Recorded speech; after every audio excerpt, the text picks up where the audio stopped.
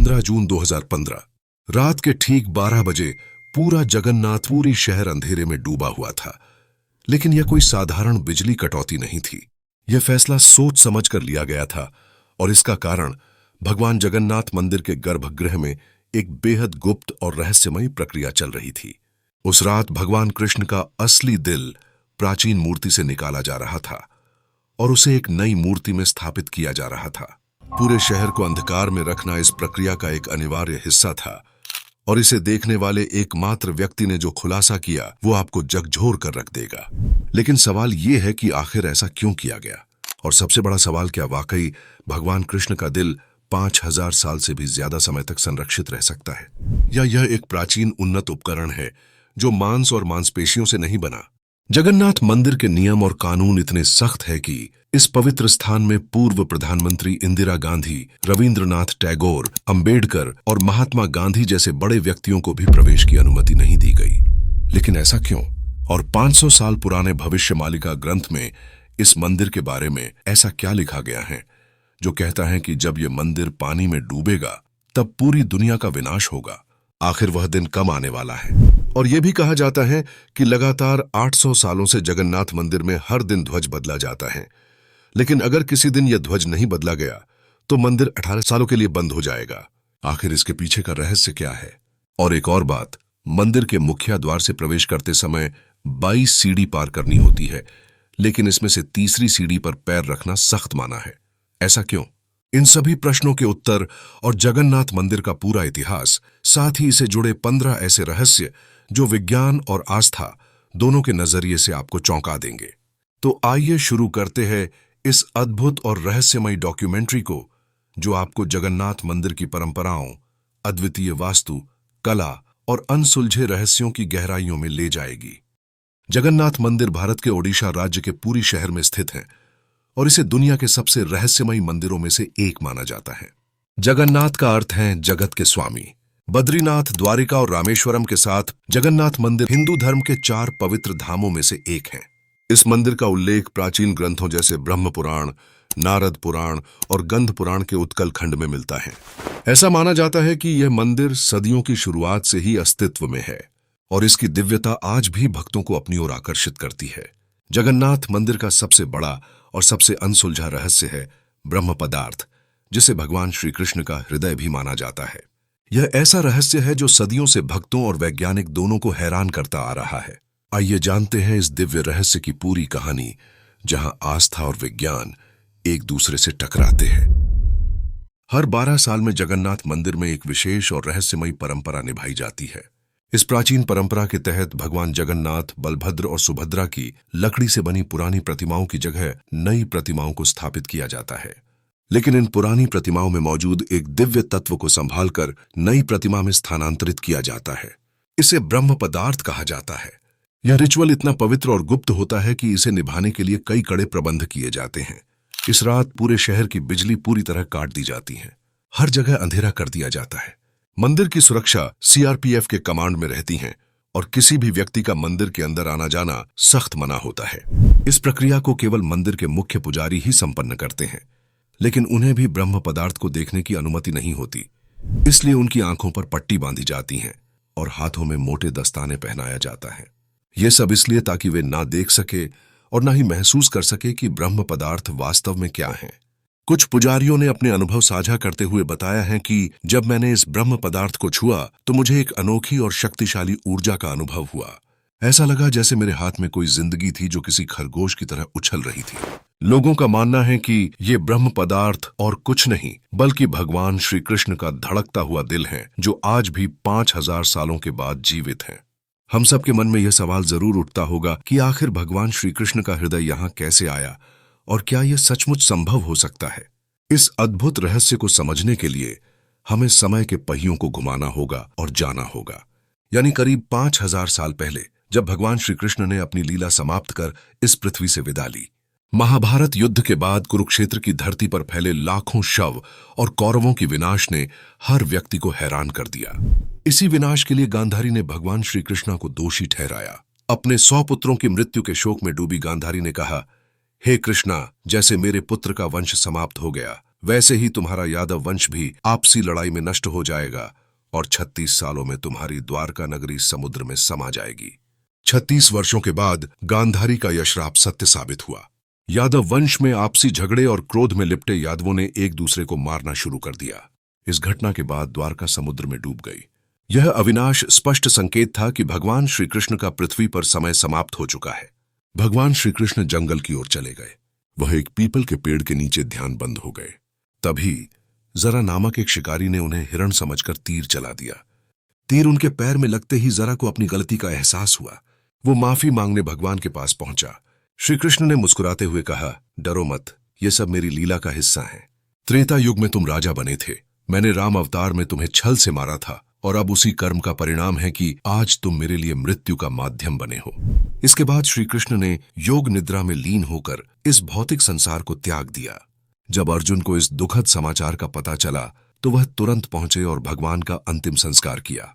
लेकिन चमत्कार हुआ, भगवान का पूरा शरीर पंचतत्व में विलीन हो गया, सिवाय उनके हृदय के। यह हृदय धड़कता हुआ ऊर्जा से भरपूर जलने से बच गया। यह दिव्य हृदय, जिसे बाद में ब्रह्म पदार्थ कहा गया। अर्जुन ने भगवान कृष्ण के दिव्य हृदय को एक लकड़ी के मंच पर रखा और उसे पवित्र नदी में प्रभावित कर दिया। यह दिव्य हृदय नदी में बहता हुआ लंबे समय बाद ओडिशा के महानदी तट पर पहुंचा। उस स्थान पर एक सब्र जनजाति समुदाय रहता था। इस जनजाति के मुखिया थे विश्ववासु। जब उन्होंने इस दिव्य हृदय को लकड़ी के मंच पर तैरते हुए देखा तो वह चकित रह गए। इस हृदय से एक दिव्य चमक निकल रही थी। विश्ववासु ने तुरंत इसकी दिव्यता को पहचाना और इसे नील माधव के रूप में पूजना शुरू कर दिया। उसी समय मालवा राज्य के राजा इंद्रद्युम्न, जो भगवान विष्णु के परम भक्त थे, ने भगवान नील माधव के दर्शन करने की प्रबल इच्छा व्यक्त की। उनकी यह खोज आगे चलकर भगवान जगन्नाथ मंदिर के निर्माण की आधारशिला बनी। मालवा के राजा इंद्रद्युम्न ने भगवान विष्णु के परम भक्त थे। एक रात भगवान विष्णु ने सपने में दर्शन देकर आदेश दिया कि वह उनकी दिव्य मूर्ति नील माधव को ढूंढे और उनके लिए एक भव्य मंदिर का निर्माण करे। भगवान ने संकेत दिया कि यह मूर्ति नीलांचल की एक गुफा में छिपी हुई है। राजा ने अपने ब्राह्मण पुजारी विद्यापति को नील माधव की खोज के लिए भेजा। कई दिनों की कठिन यात्रा के बाद विद्यापति ने आदिवासी मुखिया विश्ववासु के बारे में सुना, जो एक गुफा में छिपी इस दिव्य मूर्ति की पूजा करता था। विद्यापति ने नील माधव की पूजा की अनुमति मांगी, लेकिन विश्ववासु ने इसे अपनी जनजाति का रहस्य बताते हुए मना कर दिया। विद्यापति ने तब चालाकी से उनकी बेटी ललिता से विवाह कर लिया और इस प्रकार विश्ववासु का विश्वास अर्जित किया। ललिता के माध्यम से विद्यापति ने विश्ववासु को मनाया और उसे गुफा तक ले जाने के लिए राजी कर लिया। यात्रा के दौरान विद्यापति ने चुपचाप रास्ते में सरसों के बीज गिरा दिए ताकि वह वापसी पर रास्ता पहचान सके। जब विद्यापति ने पहली बार नील माधव की मूर्ति देखी तो वह उसकी दिव्यता से मंत्रमुग्ध हो गए। तुरंत उन्होंने राजा इंद्रद्युम्न को इस अद्वितीय मूर्ति के बारे में सूचित किया, लेकिन जब राजा गुफा पहुंचे तो मूर्ति वहां से गायब थी। विश्ववासु ने मूर्ति को छुपा दिया था, ये सोचकर कि राजा इसे अपने साथ ले जाएंगे। इस घटना से राजा इंद्रद्युम्न बेहद दुखी हुए। तभी भगवान विष्णु ने फिर से उन्हें सपने में दर्शन दिए और निर्देश दिया कि पुरी के समुद्र तट पर जाए। भगवान ने कहा, एक विशाल नियम का पेड़ बहकर आएगा, उसी पेड़ से मेरी नई मूर्ति बनाओ। राजा ने आदेश का पालन किया और समुद्र तट पर अपने सेवकों को भेजा। वहां उन्हें वह विशाल नीम का पेड़ मिला, जिस पर भगवान विष्णु के प्रतीक शंख, चक्र, गदा और कमल उभरे हुए थे। लेकिन इस पेड़ को उठाना आसान नहीं था। कई प्रयास के बावजूद पेड़ अपनी जगह से नहीं हिला। अंत में आदिवासी मुखिया की सहायता से यह पेड़ पुरी तक लाया गया, लेकिन कोई भी कुशल कारीगर उस लकड़ी से नील माधव की मूर्ति नहीं बना सका। कारीगरों ने राजा से कहा, हे महाराज, ये लकड़ी इतनी मजबूत है कि हमारे हाथोड़े और छीनी का इस पर कोई असर नहीं होता। कृपया हमें माफ करें, हम यह कार्य करने में असमर्थ हैं। इस स्थिति से निराश राजा इंद्रद्युम्न ने भगवान विष्णु की प्रार्थना की। भगवान विष्णु राजा के सपने में प्रकट हुए और कहा, हे राजा, देवताओं के दिव्य वास्तुकार विश्वकर्मा की पूजा करो, वह यह कार्य पूर्ण करेंगे। राजा ने भगवान की सलाह मानी और विश्वकर्मा की प्रार्थना की। कुछ दिनों बाद विश्वकर्मा एक बूढ़े आदमी के रूप में प्रकट हुए और राजा से बोले, हे महाराज, मैंने सुना है कि आप एक मूर्ति बनाना चाहते हैं। राजा ने पूछा, क्या आप यह कर सकते हैं? विश्वकर्मा ने उत्तर दिया, हाँ, लेकिन मेरी कुछ शर्तें हैं। विश्वकर्मा ने कहा, मैं भगवान विष्णु की मूर्तियां एक बंद कमरे में 21 दिनों में बनाऊंगा। इस दौरान मुझे कोई परेशान नहीं करेगा। अगर किसी ने दरवाजा खोला तो मैं मूर्तियों को अधूरा छोड़ दूंगा। राजा ने इन शर्तों को मान लिया और विश्वकर्मा ने काम शुरू कर दिया। शोर मचाते हुए दरवाजा बंद हुआ। आरा, छीनी और हथौड़े की आवाजें सुनाई दी। लेकिन जब 15 दिन बाद भी कोई आवाज नहीं आई तो रानी गुंडीचा चिंतित हो गई। उन्होंने राजा से कहा, महाराज शायद वह भूख से मर गया है, हमें दरवाजा खोलना चाहिए। राजा ने मना किया, लेकिन रानी ने जोर दिया और दरवाजा खोलने का आदेश दिया। जैसे ही दरवाजा खुला सभी हैरान रह गए। विश्वकर्मा गायब हो चुके थे और पीछे केवल 3 अधूरी मूर्तियां थीं। राजा को बहुत दुख हुआ कि शर्त तोड़ने की वजह से मूर्तियां अधूरी रह गईं। भगवान जगन्नाथ के हाथ और पैर अधूरे हैं। बलराम और देवी सुभद्रा की मूर्तियां भी अधूरी हैं। जब राजा इंद्रद्युम्न उन मूर्तियों के पास गए तो उन्हें एक दिल की धड़कन महसूस हुई। एक दिव्य आवाज आई जिसने राजा को बताया कि श्री कृष्ण का दिल इन मूर्तियों में है। राजा ने इन मूर्तियों को स्थापित किया। आज यही अधूरी मूर्तियां भगवान जगन्नाथ, बलराम और देवी सुभद्रा के रूप में जगन्नाथपुरी में पूजी जाती हैं। भगवान जगन्नाथ को दुनिया का एकमात्र जीवित देवता माना जाता है, जो अपने भक्तों की इच्छाओं को सुनते और पूरा करते हैं। अब हम बात करते हैं उस ब्रह्म पदार्थ की जो 5000 साल से रहस्यमयी तरीके से सुरक्षित है। यह पदार्थ क्या है, यह कैसे अब तक जीवित है, और सबसे महत्वपूर्ण विज्ञान इस ब्रह्म पदार्थ के बारे में क्या थ्योरी देता है। आइए इन सब पर विस्तार से बात करते हैं। यह रहस्य आपके सारे सवालों का जवाब देगा। यह निश्चित है कि यह हृदय, रक्त और मांसपेशियों से नहीं बना था, क्योंकि इसमें से एक दिव्य ऊर्जा निकल रही थी और हल्का कंपन महसूस हो रहा था। फेमस आर्कियोलॉजिस्ट प्रवीण मोहन इस रहस्यमयी कहानी को साइंस के नजरिए से समझते हैं। उनका कहना है कि श्री कृष्ण सिर्फ एक इंसान नहीं बल्कि एक सुप्रीम बीइंग थे।